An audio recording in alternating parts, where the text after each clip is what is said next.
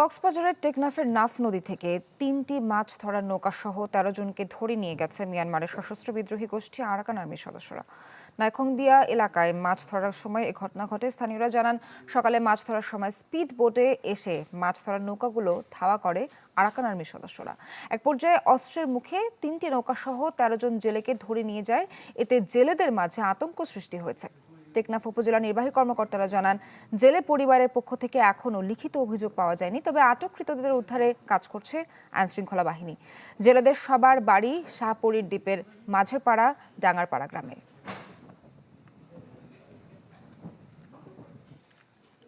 এ বিষয়ে আরো খবর জানাতে কক্সবাজার থেকে যুক্ত হচ্ছেন সহকর্মী আজিম নিহাদ। আজিম, আপনার কাছে কি তথ্য আছে সবশেষ জানাবেন আমাদের।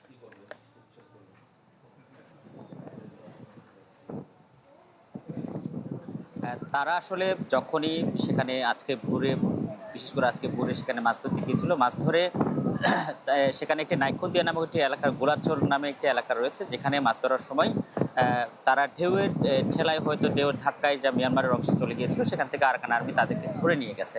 এবং সেখানে অন্যান্য জেলে যারা ছিলেন, তারা বাংলাদেশে অবস্থান করছিলেন, তাদের দ্বারা আমরা বেশ কিছু তথ্য পেয়েছি যে মূলত আরাকান আর্মির সেখানে টহল থাকে, সেই টহল থেকে তারা মূলত তাদেরকে সেখানে নিয়ে যায় এবং নিয়ে যাওয়ার পর থেকে এখনো পর্যন্ত মিয়ানমার থেকে আসলে কোনো ধরনের বা আরাকান আর্মির কাছ থেকে কোনো ধরনের তথ্য এখনো পর্যন্ত এপারে জানা যায়নি। এবং বিজিবির সাথে কথা বলেছি, তারাও যেটি বলছে যে পরিবারের কাছ থেকে তারা তথ্য পাওয়ার পরে যোগাযোগের চেষ্টা করছে, কিন্তু এখনো কোনো তথ্য পাইনি।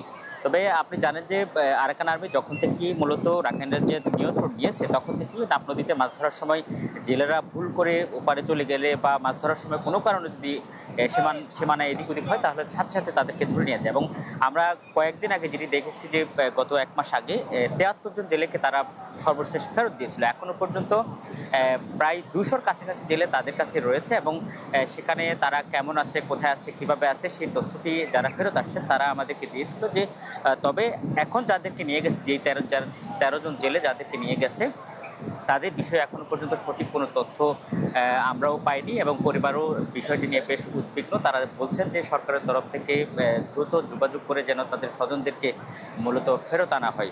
এবং জেলেদের মধ্যে একটা বড় ধরনের আতঙ্ক সৃষ্টি হয়েছে টেকনাফে, এবং কারণ হচ্ছে সেখানে মাছ ধরার সময় কোনো না কোনোভাবে ঢেউয়ের দৌড়ে সেখানে মাঝে মধ্যে প্রায় সময় দেখা যায় যে সীমানা অতিক্রম করতে হয় তাদের। এই সামান্য বিষয় নিয়ে প্রায় সময় আরাকান আর্মির পক্ষ থেকে বাড়াবাড়ি করা হচ্ছে, কিন্তু বাংলাদেশের পক্ষ থেকে এখনো পর্যন্ত কোনো ধরনের এই বিষয়টি সমাধানের জন্য কোনো ধরনের তৎপরতা নেওয়া হয়নি। এবং আমরা বিভিন্ন সময়ে সরকারের বিভিন্ন গুরুত্বপূর্ণ ব্যক্তির সাথেও, প্রশাসনের কর্মকর্তাদের সাথেও কথা বলেছি। এই নাফ নদীর যে সমস্যাটি, সেটি সমাধানে এখনো পর্যন্ত সরকারের পক্ষ থেকে সন্তোষজনক কোনো ধরনের পদক্ষেপ এখন পর্যন্ত নেওয়া হয়নি।